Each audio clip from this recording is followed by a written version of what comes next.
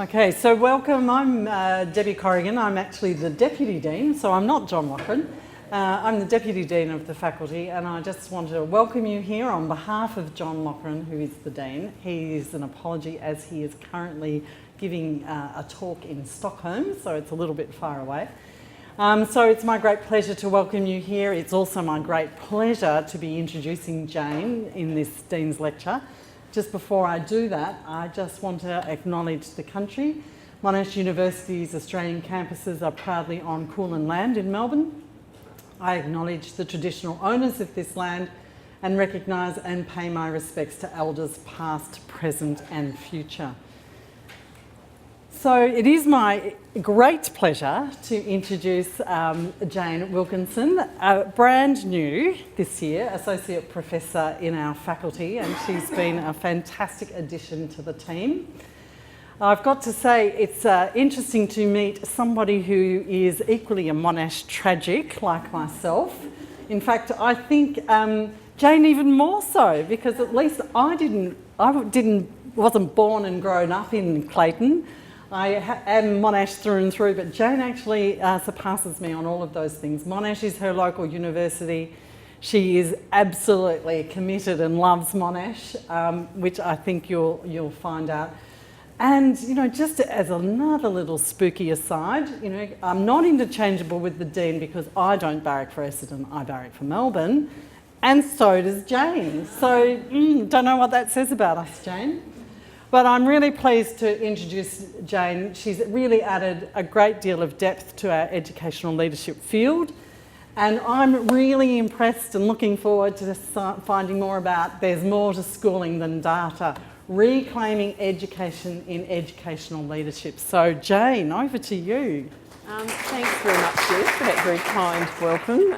It's great to be here, and there is a delicious irony for me in coming and giving this lecture, having been a very nervous undergraduate student in my first year at Monash University, actually in Menzies because I was an arts degree student.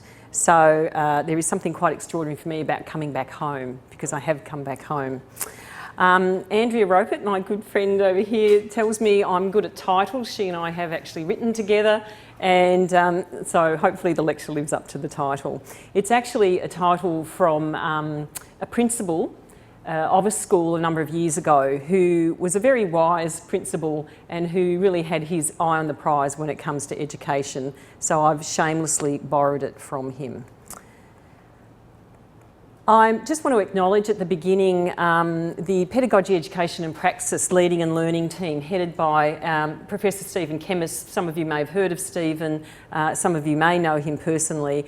Stephen's been an extraordinary mentor and colleague for me and my colleagues, and the work that I'm going to talk about today is based on research that I've been conducting with Stephen and the team for the last 6 years, 4 to 6 years, and the spin I bring to it, my particular spin, is around educational leadership and what that means for leadership practice. But it's been my great pleasure and gift to work with a great team.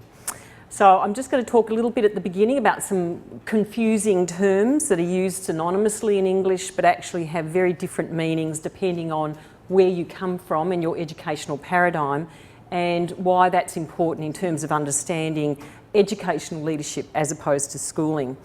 I'm going to talk about the theory of practice architectures, which is a theory of practice which Stephen and the PEP group, including myself, have been developing, and I'm going to talk about why that matters in terms of understanding the implications for educational leadership as a practice. This is just a little bit about my research program. I've worked in kind of 3 distinct areas, but they're underpinned by a kind of focus around educational leadership as power and politics. My area of research began around leadership and equity, and I've really never left that behind. So I look at issues of educational leadership and gender in particular, but also ethnicity and class. I've spent a number of years working with young refugee people and understanding the kinds of learning that's going on for them outside the formal schooling system and what that means for educational leadership. And the research I'm going to report on today is around leadership as a praxis-oriented and pedagogical practice, which is the work I refer to when I talk about the Pedagogy, Education and Praxis Network. One of the things I want to say about leadership, I am a wanderer. Sam, I'm sorry, but I am going to need to do a little bit of a wander here. One of the things I want to say about educational leadership, which might sound obvious, but appears not to be obvious to many of the writers in the field, that intrinsically it is about power and it is about the politics of power. It's about authority. You cannot understand educational leadership unless you understand power and how it operates through the person of the formal leader and the practices within a schooling system or within a university. So understanding how power operates and how you can work as a leader in terms of power with people rather than power over them is my central goal. So I look at equitable responses to education and how we can kind of ensure that education is an equitable response to young people's needs rather than something that reproduces the status quo. And educational leadership has a very important role to play in terms of that. So I'm going to begin by asking you to ponder some questions. You don't have to answer these questions, but this is just to get you thinking a little bit. What is the difference between education and schooling? Because in English we use these terms synonymously, but actually they have very different historical and philosophical traditions and roots to them. What's the difference between pedagogy and teaching? Equally, we use those words synonymously in English, but in fact they are not synonymous terms. And can schooling be actually anti-educational? And you'll have guessed from the title that I'm worried about the direction in which schooling is moving and the way in which data is being used in increasingly reproductive ways that are not actually allowing the best possible outcomes for children, even though the intention, I think, behind them has been perhaps honourable. So these are some headlines from the Victorian papers about the NAPLAN results, the numeracy, national literacy and numeracy tests that come through every year, and we have the typical headings each year about NAPLAN. So there's some positives there about schools making big improvements. There's a warning to schools that the students actually aren't improving. The third one I think is a serious one. It's recognising that these results are actually showing achievement gaps between different equity groups. And I think that is where NAPLAN can be an important kind of tool to understand what's happening for young people. And finally, how your school compares. So that's all the stuff around the league tables and how schools are being kind of sucked into this league table comparison. And as I go along, I mean, I'm really welcoming at the end of this a dialogue and a discussion and questions, because I see this as just putting some thoughts out there and getting people thinking. And I'm sure for many of you, some of not, at least of which I'm saying is not coming as a huge surprise. I saw this actually in the Wall Street Journal, I think it was. It was the Wall Street Journal in Chicago in April. And I was really struck by it. Educators get prison terms. And I don't know if you can read that, but it actually says several former Atlanta teachers, administrators draw stiff penalties in test score cheating case. Interesting that it's an African-American male principal, I believe, looking extremely tragic. I mean, this has huge implications. Now, this was a headline that made national headlines, and it's about the way in which test scores had been manipulated in that particular Atlanta district to actually show that the schools supposedly were doing much better than what they were. So that district and those schools had been lauded as being turnaround schools. They were schools that were achieving amazing results. Turns out it wasn't true, that those test scores were being manipulated. The pressure was coming from the superintendent of the district onto the school principals, turn those results around.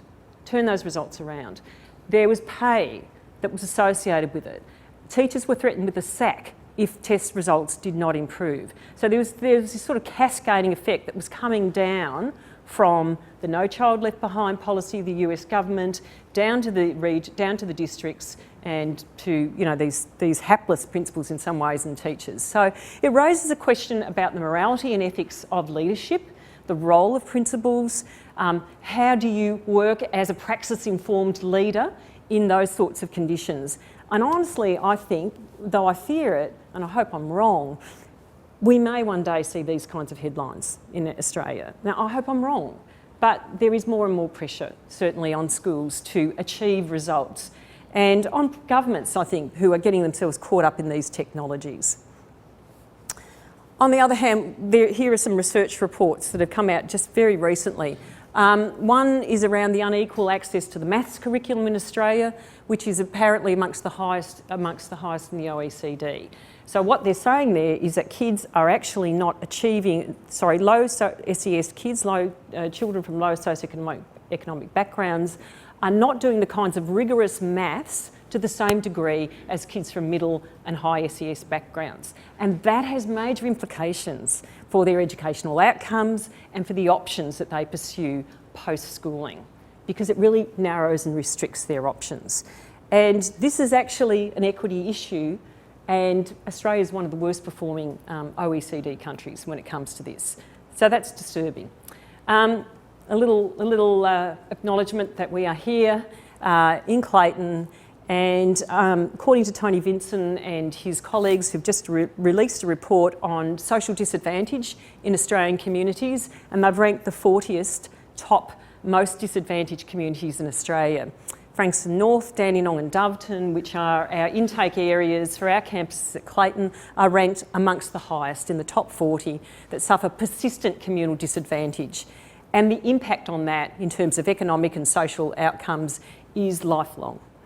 These disadvantages concentrate amongst these groups of people, and their effect on health and life opportunities is cumulative. And Vincent and his colleagues have been tracking this for a number of years. So again, this tells us something about the importance of education, and doing education perhaps rather than the more narrow technocratic version of schooling that some of those NAPLAN results are suggesting. I put this in because it's a really interesting quote from the Australian Primary Principals Association. I'll let you read it while I talk. It was actually a position paper they put out at the end of last year, and I really salute them for doing this. It's a very thoughtful position paper, and just go into the website and you'll be able to access it. It was put out as a response to the concerns by primary principals around the way in which NAPLAN results are driving the narrowing and reduction of curriculum and teaching in Australian schools, in primary schools.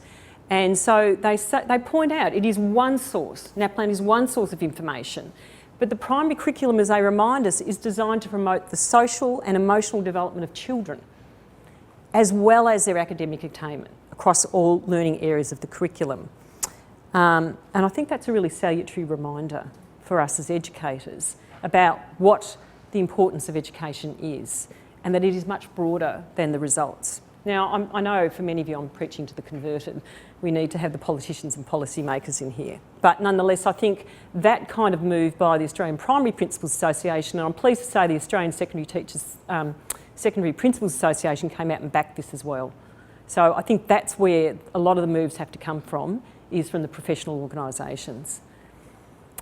So, in terms of what am I saying here? One of the points I'm trying to make here around educational leadership is that increasingly educational leadership is becoming a form of what Aristotle would have called techne.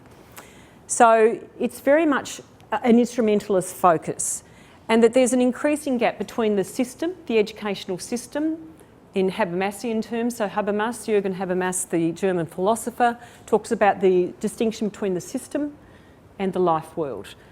So I argue that there's an increasing gap between the system of schooling, the demands for outcome, improved test results, the demands for increasing our international rankings and competitiveness, and the life world of schools, which we all know about as educators, because we've been there. We've been children, we've been teachers, we've been principals, we've all worked in schools in some way or other or been involved with them.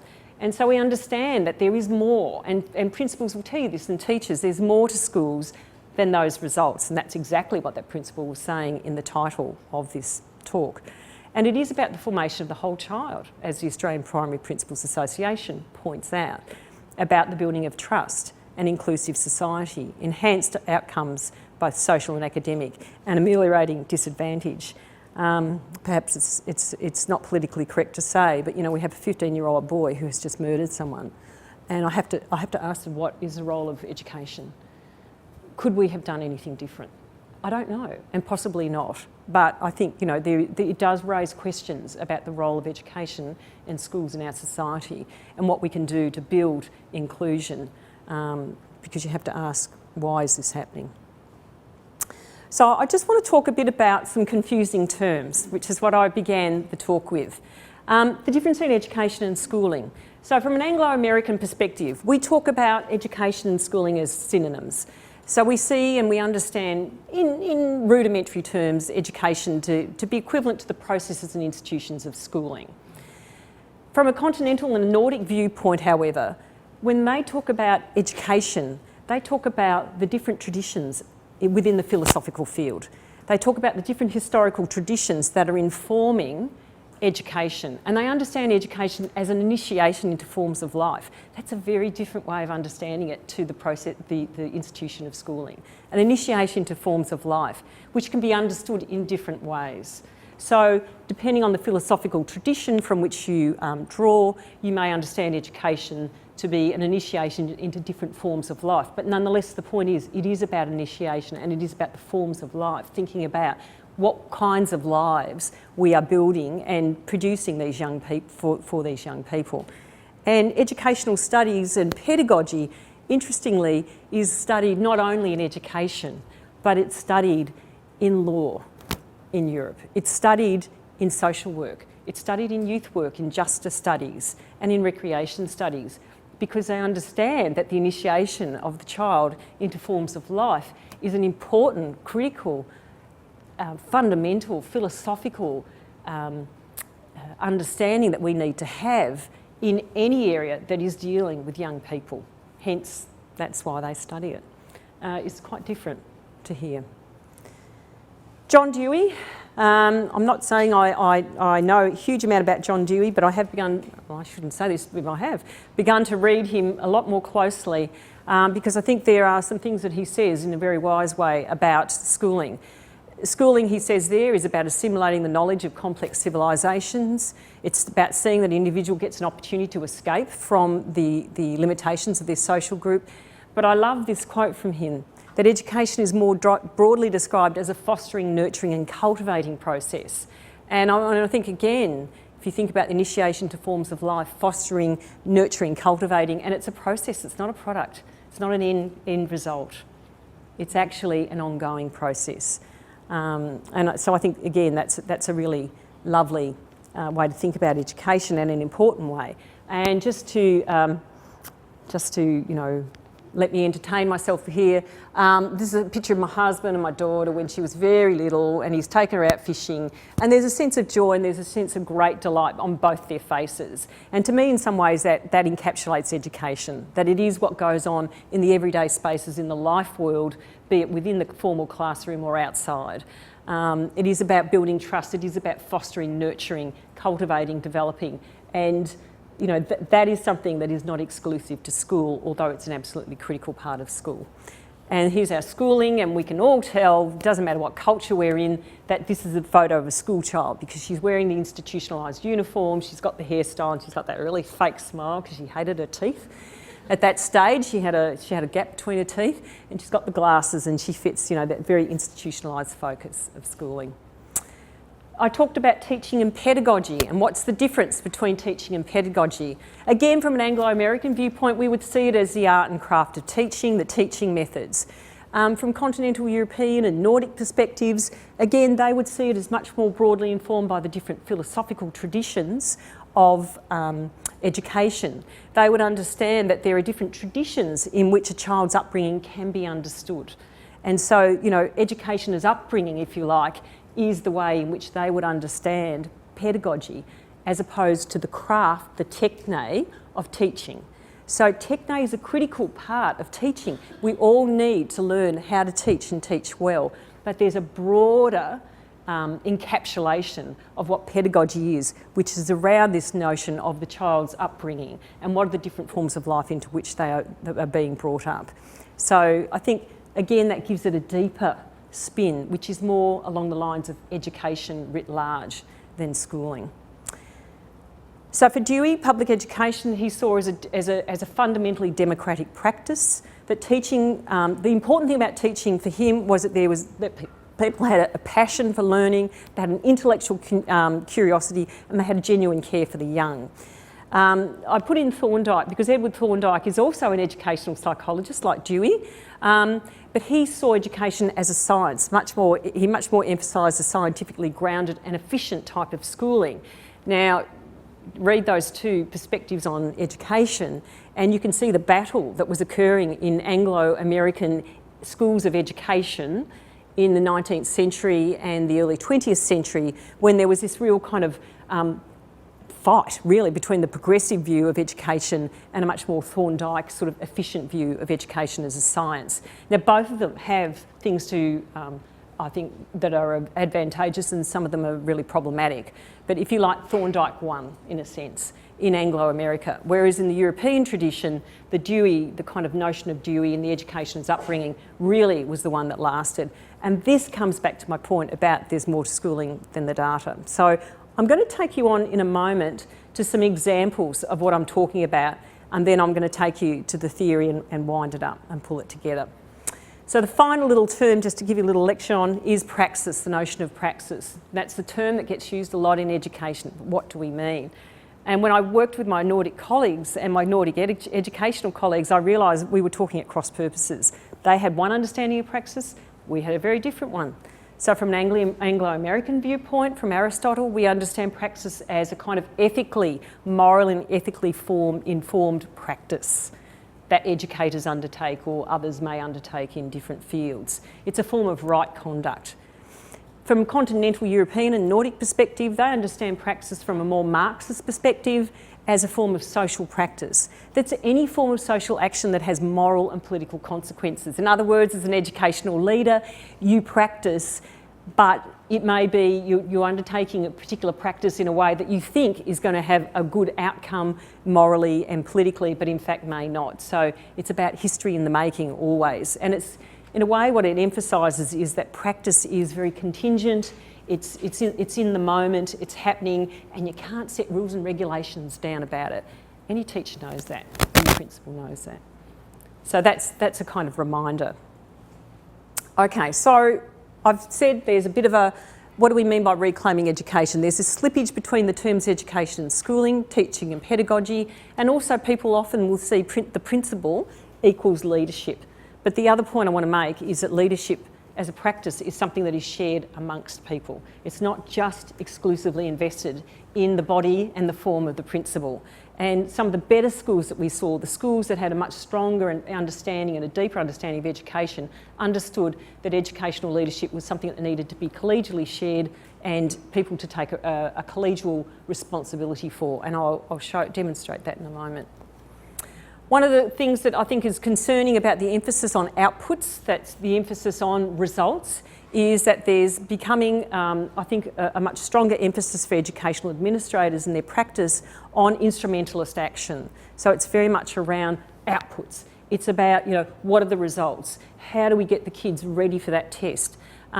It's not to say that these tests are completely useless, but they are one form of evidence, one form of data, and when they're taking over the whole of education, the schooling, then you have to worry. And when they're invading the life world of schools, which I think is what's happening for many schools.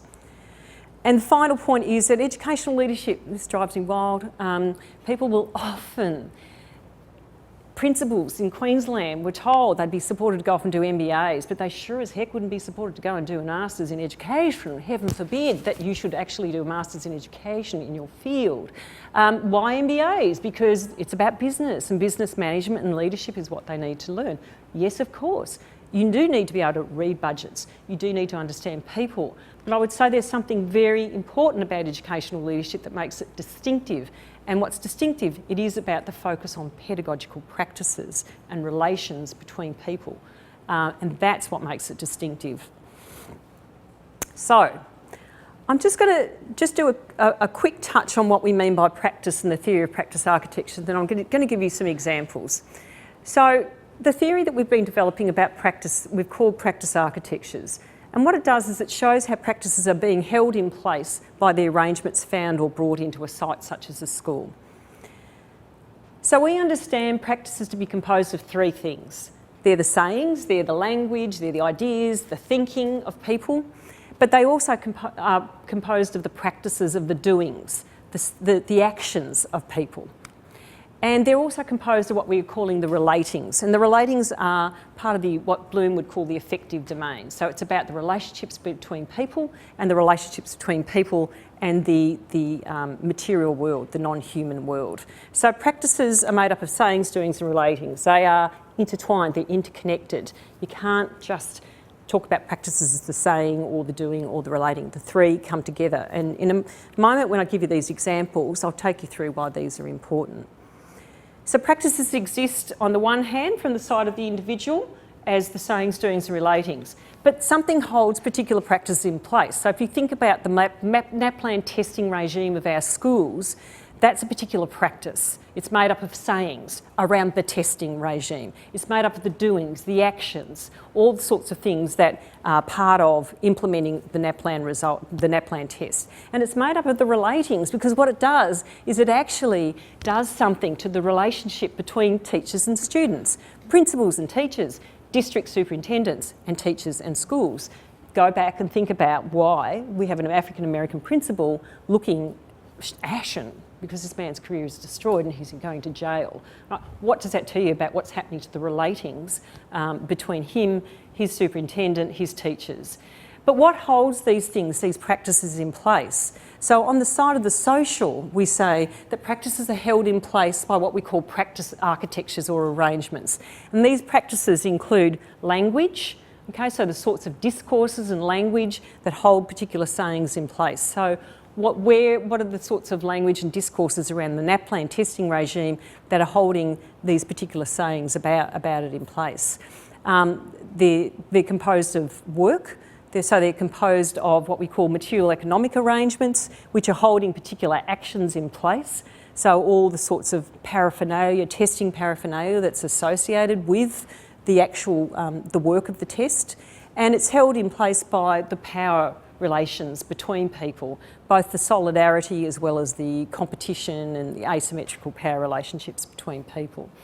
And as I said, I'm going to give you an example in a moment just to tease this out more. So the sayings, doings and relatings, the practices of an educator don't exist in a vacuum. They exist, as I said, in the terms of the cultural discursive arrangements that hold sayings in place, such as the discourses. They exist in terms of the material economics arrangements, so the budgets, the finances, the layout of a room that means that I'm standing here physically, I'm lecturing at you, you know, this lecture is set up this way. So we have, you know, a particular arrangement that holds the practice of lecturing in place, a material economic arrangement. And also practices are held in place by what we call the social political arrangements. So these are the relations of power and solidarity that hold particular relationships in place. So as a lecturer, with a student or with a group of people such as yourself, there's a particular power relation between us at this point that holds this practice of lecturing in place. So what's the point of the theory of practice architectures? It's a theory about practice and it's about transformation of practice. So we're arguing that if you want to transform current practices, if you want to disrupt, for example, the kinds of things that are going on in schools, you need to understand the practice architectures, the arrangements or conditions that enable certain practices to go on in a site, in a school, and other practices to be held away from that school, to not actually occur. So what holds these practices in place? Because if you don't understand what holds the practices in place, you can't actually change them. And Graham Parr, look, we've got a quote here from Graham. Here's Graham, one of my colleagues, and this was something that we looked at and thought was very useful, that leading for learning practices are not just randomly dispersed in a school, but we're saying that leadership practices in a school are profoundly interconnected to a range of other educational practices, including professional learning, in particular, classroom teaching and students' learning. So in what we call an ecologies of practice. So in other words, what we're saying is that if you're going to change particular practices such as teachers' practices, you can't change them without also making changes. It's like a ripple effect in teaching practices, in students' learning, and in educational leadership and professional learning practices. They all interconnect, is what we're saying. Okay. So here are some examples. Excuse me, it's this time of the year and I have a problem with hay fever. So I'm just going to move on and I'm going to give you examples from 2 case study schools that we've been working in for the last one for 4 years and the other for the last 12 months. And these are schools which are bringing about really quite profound changes in their teaching practices. And so we were very interested in studying the change of practices that was occurring in those schools and what was actually helping to enable those practices, what was helping to constrain them, and whether those practices, those changes in practices were sustainable. And what does that mean for educational leadership as opposed to schooling? Because these were schools that were actually nominated to us because they were schools that were being held up as exemplary in terms of social and academic outcomes for kids. So they weren't just about scoring higher in terms of NAPLAN results compared to like schools, but they were schools that were actually, according to our informants, were schools that were doing well when it came to kids' social outcomes as well as their academic outcomes. So just going to give you a moment to look at school number 1 and read through that quote, and that's from the principal.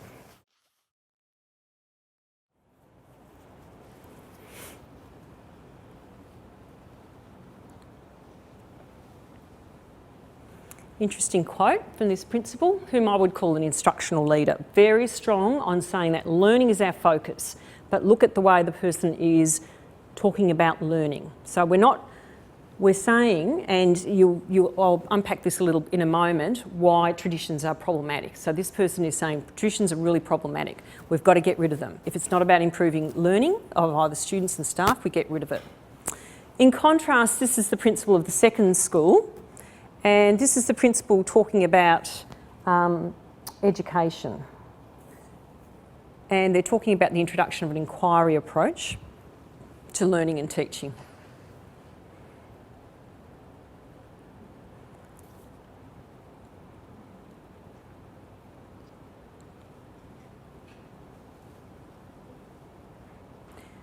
I think there's really interesting, I was an old English teacher, Graham and Scott, and Graham and Scott are both ex-English teachers. There's a really interesting difference in the language that's starting to come through between those 2 principles. One is talking about, the first one talking about learning, and we have a particular view of learning. If traditions don't sustain that, we get rid of it. Okay. This person's talking about learning, it would appear in a more holistic way. It would appear, because I think we have to be careful not to be unfair to that first school or that first principal. But nonetheless, there certainly is quite a difference. So the second principle is very much around the more holistic view of the child as the learner.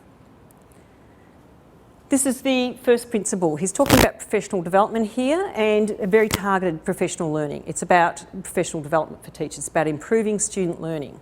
If it's not about improving student learning, we're not interested. Now, he's talking also about content knowledge, how problematic that is.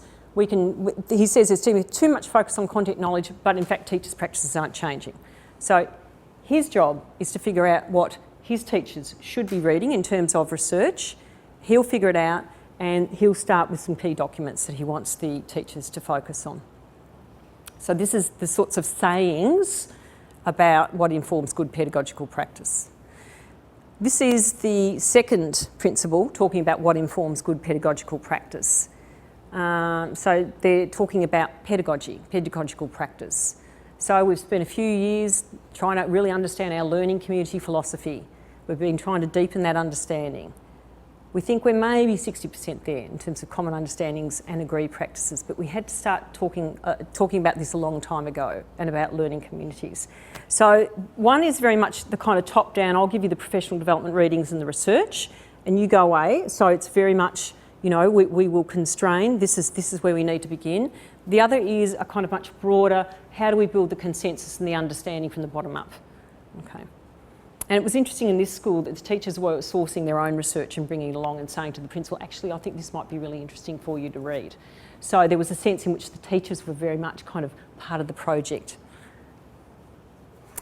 This is a quote from a teacher about the professional development that's going on in that first school. So she's talking about it is the principal that is leading the professional development. There's determination and commitment. She's saying it's very important. She's recognising that this is really important stuff. We haven't been doing enough professional reading, and it's important that we're not working in isolation as teachers. So she's recognising there are very good reasons for why the principal is working in the way that that principal is doing so. This is the second teacher, the second school, and this is the deputy principal talking about professional development. But notice the difference in language and what they're doing. So our staff meetings are about professional development to deepen our understanding. So she'll go and do some mind mapping, she'll talk about what do they know about it, how are they feeling about it, what are the challenges, where to from next. Okay, so again, there's quite a disparity between the way in which the approach is occurring around professional development, around the doings, if you like, of change. And the final aspect of practice, so we talked about the sayings, the doings and the relatings. So this is around the pedagogical relatings between the principal and the teachers. This is a teacher in that first school.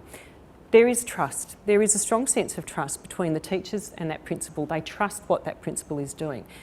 She's saying, I don't always agree with the timing or the number of changes and the lack of opportunity to speak about it, not the actual thing. So she's not disagreeing with what's going on, but it's the lack of voice that she is feeling. Now, not other people didn't necessarily feel that way, but this was a perspective that some of the teachers were putting forward. And here she gives an example. She talks about how when they moved from hard copies of programs and hard copies of student files to Google Apps, and so everything went online. And she says this is what happened. There was a tossing of hard copy files. So they were told you have to toss. And actually the principal around and made sure they tossed. And some things got burned. So they had to get rid of them. And she says it made me really sad when it came time to doing the tossing. I don't disagree. So she understood again why it was occurring. But part of the process is understanding what happens to people when you do that. This is about the life world. And so that's the reminder, it's about the life world. It's not just about the end result. It's about people. This is what the teacher in the second school talks about. She talks about staff meetings being very hands-on. We have to get into groups, we have to plan, you get a say, it's not just from the top down. It makes you very familiar with whatever it is you're looking at. You'll go and put it into place, you'll work on it, you'll take it into the classroom. We're challenged, there's lots of conversations. So again, it's about perhaps a more dialogic approach to this change rather than the more monologic. Now, I don't know how easy this is to read, but I'm just going to quickly walk you through this. So if you think about the sayings, doings and relatings, the practices of the individual leader, in this instance, on this side, and then what holds those practices in place, the practice architectures. I'm happy to send this out. You don't have to take copies or photos if people are doing that. So from a sayings perspective, in that first school, we're seeing very much sayings around leading teachers as part of a relentless focus on improving learning. These are all quotes. Persistent focus on improving teachers' practice and asking questions like, where's your evidence? All right? Because if teachers are going to resist, the principal rightly says, where's your evidence? Because if you can't find research to back up your resistance, don't bother even talking about it. What's holding those sorts of sayings in place? Well, we know there's a very strong school improvement and school effectiveness literature and research. John Hattie is a major part of that. Everyone's heard of John Hattie in education around visible learning. There's Dufour's work around professional learning communities and Helen Timpley's inquiry cycle. So there's a whole body of research that's coming out of a particular view of education, schooling I would say actually rather than education, that's holding these kinds of sayings in place. And that's giving the principal the authority to talk in this way. The principal leads the PD. The principal leads the formative learning walks, the coaching conversations. The principal has restructured the learning team and used the budget to update technology. What are the sorts of material economic arrangements on this side that are holding those doings, those actions in place? He has reconfigured the budget. He's used professional development and budget for teacher release. He's brought in the Google Apps. He's used a whole lot of data collection around surveying kids and teachers, and there's also the broader Year 12 and NAPLAN testing regimes that are holding these particular doings in place. What about in terms of the relating? So on the side of the individual, we're seeing, and the teachers talk about this, some of them, the diminishing of the teacher's autonomy and the autonomy around subject areas. It's a more authoritarian style of leadership rather than collegial, and some teachers, but not all, feel that they're not being heard. And what's holding those changed practices in place? There's been a reconfiguration of the district and the school. That district has moved into a very strong school improvement agenda, and that's its policy, and it will say to people, to principals, what are you doing about your NAPLAN results? Okay, so the principals are being held to account for those results. There's a sense in which there is power over rather than power with, and I would argue there is a risk here that leadership is becoming a form of techne. And also a risk that teaching becomes a form of techne. And it's not to say that that's the nature of that particular principal or those teachers, but it's narrowing and it's pushing them in that way. Interesting the difference between those two schools, and I think to be fair to that second school we'd have to go back and see how it is now because we've not been there for 18 months and the district policies have changed, so it might be there that they are also being pushed down that line. But if you look at the sayings, in terms of leading a change to the school around an inquiry approach, teachers are speaking, listening, participating in discussion, reflecting, there's a sense of collaboration, general courtesy and respect. What's holding those sayings in place around the inquiry approach, the inquiry pedagogy. Schools and classrooms are being reconfigured to allow that more dialogic communication in professional development. And there's a district set of principles and policies around relationships that's based on learning communities, which they actually talk about, they name it. They talk about self-responsibility, collaboration and relational trust as being critical. So, where's Sam? How are we going, Sam? 40 minutes. Okay, so I'm going to try and wind this up because I think, you know, it's a long day. You've all had a big day. You've had some nice nibblies and maybe you've had some alcohol and you're sitting here thinking, God, when is she going to stop? So I'm going to try and do a favour and just try and pull this all together. One of the things I want to ask is what constitutes evidence and data in these examples? Because it's very interesting to look at the way in which, particularly in that second school, they talk about data and they talk about evidence. So the principal is very much an instructional leader saying, where's your evidence? I'm going to build the evidence around surveying the kids, surveying the teachers, looking at these results. That's the evidence we're drawing on. Also, we're drawing on evidence that's coming very much from visible learning, from John Hattie, from school improvement and school effectiveness. So there's a particular way in which they're understanding a body of research. That's the body of research they're drawing on. But there's a whole other body of research that's not being actually drawn on. So I think that one of the questions I'd ask around educational leadership rather than doing schooling is thinking about more broadly the kinds of what constitutes research, where that research comes from, and the kinds of paradigms and traditions that underpin that research. Because there's a particular body of research that's driving schooling practices, particularly for principals, that I think is from a very narrow research basis. It has something to contribute, it has an important role to contribute. But we know that there's a whole lot of other education research traditions, which the second school is referring to around communities of practice, that are not being drawn on. The question is what's being excluded. So if you're drawing from this particular narrow base, what about other forms of research and data? So socially critical approaches. What about the teacher as reflexive practitioner? Because I don't hear that being spoken about, particularly in that first school. What we're seeing perhaps in terms of practices and changing practices is very much research-led, but a particular narrow slice of research, rather than perhaps research-driven practice. And by research-driven practice, I'm talking about such action research, teachers as reflexive practitioners, the whole kind of more progressive, if you like, understanding of teachers as activists and researchers in their own right. Now, we have a whole tradition of that in Australia and in England, which is not, I don't see any evidence for in those two, particularly in that first school.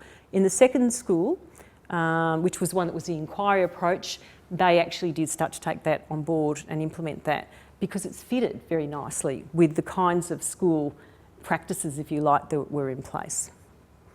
The theory of practice architectures that I have touched on very briefly, we would argue it's very much it's in a social critical tradition. So we're saying that in terms of changing practices, if you want to think about changing practices and transforming practices, think about transforming practices, but to what end?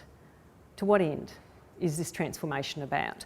So we would argue for school 1 and 2, think about what, is there an answer for school 1 around to what end are these transformations of practices occurring? Because if it is only to improve test results or to get better scores, then what does that mean about the kinds of education that we are fostering in young people? What about socially critical citizenship? Where does that sit in those sorts of education agendas? What about in terms of learning? So the first principle is talking about if it's not focused on learning, staff learning or kids learning, then get rid of it. But what about fostering learners who think more deeply and reflexively about their practices? Does that kind of learning sit within the ambit of that particular school? I'm not saying it doesn't, but I'm not hearing a discourse around it. And that's one of the things we'll be exploring when we go back to that school and asking those questions. What are the kinds of teaching practices that are being enabled by this kind of school 1, if you like, approach to educational change? Teachers are technicians of their craft. They may become excellent English teachers in the sense of producing kids who can write, particular essay responses very, very well. But what about producing English students who do think deeply, who engage with text in a much deeper level? Is that going on in terms of their learning? And what about teachers who are asking, as critical reflexive practitioners, hard questions around teaching and their teaching practices and the kinds of students that they want to foster and the sort of learning they want to foster in their students? So to go back, I'm going to try and do the loop back now. If we understand educational leadership as praxis, as there's more to schooling than the data, that it is about reclaiming education in educational leadership, then what are the forms of life that are being produced by schools 1 and schools 2, and by the leadership practices of those 2 schools? And who are the ultimate targets of these leadership practices? Are the ultimate targets the fully administered, managed world, which seems to be the case when you hear the education bureaucrats, the policymakers, the politicians talk about our test results? Or are the ultimate targets of our leadership practices the fully learning world, which is what I hear, maybe not always successfully, but what I hear the principal of School 2 talking about when she talks about the holistic formation of the child. It's what I hear the Victorian Primary Principals Association talk about when they talk about their, that this is more than about the curriculum, it is about the social and the emotional of the child. And also what happens to the life world of the child, of the school, to whole child formation, the building of trusting relationships, enhanced social and academic outcomes, teacher, executive and student relations. So I'm arguing that if you can understand educational leadership as broader than schooling, if you understand it as a notion of praxis, then they're the sorts of questions that you ask, as you start to ask as educators and as educational leaders. They're the kinds of questions we need to be asking, and they're the kinds of questions that are being silenced in the current debate. That's the point I'm trying to make. So educational leadership, we would argue, as a praxis-oriented and pedagogical practice, examines how the leadership, the professional learning, teaching and the students' learning all come together, the academic and the social practices, those 4 different educational practices, come together to produce conditions that allow a sense of collective responsibility rather than authoritarian responsibility for leading learning. And School 2, I think, was a really nice example. I could only give you a little taste, but we have written a book, shameless plug for our book. We have written a book that really kind of exemplifies, we look at actually 4 to 5 different schools and districts, and we look at how those schools and districts have worked together to produce throughout their schools a sense of kind of collegial responsibility for the professional learning, for student learning, in its broadest sense around the whole school formation of the child, rather than the more instrumentalist sense. So I think, it's really interesting to see these utterly different schools, but the different ways in which they're working to produce that. What does it mean for leadership?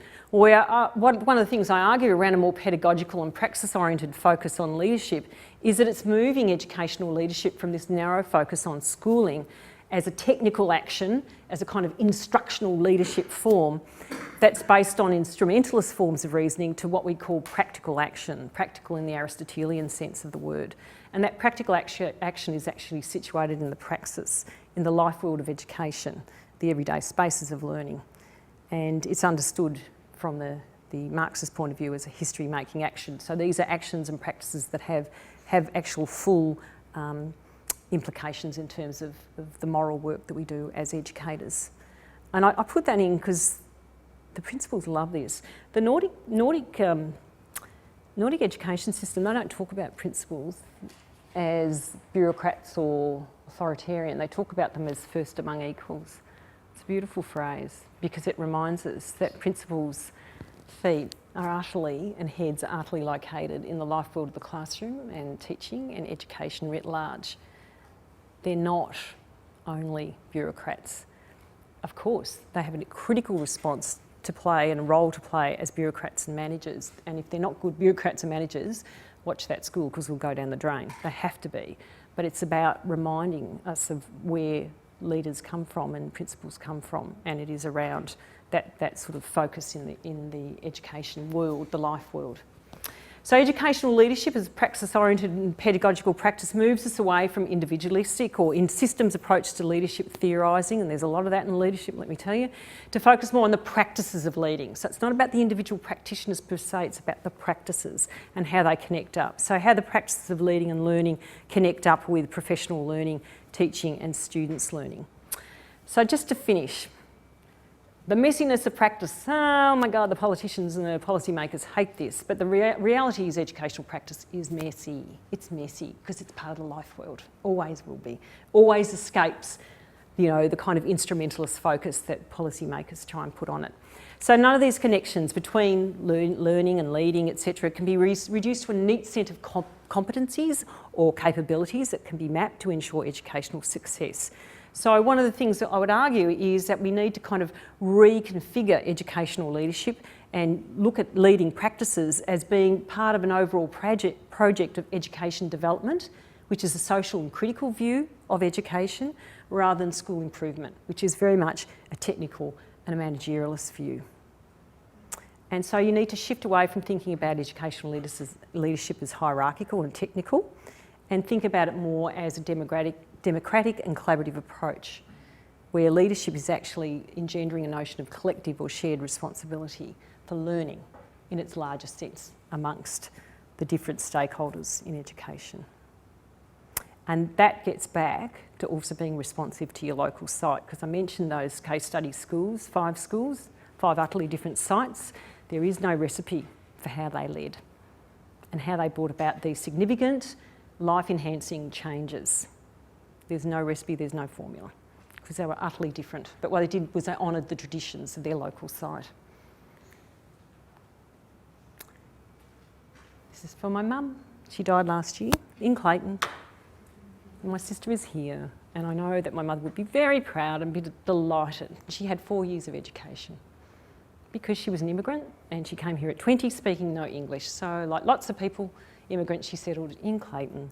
And she brought up 3 girls on her own. So it's very special to be here tonight. Thank you.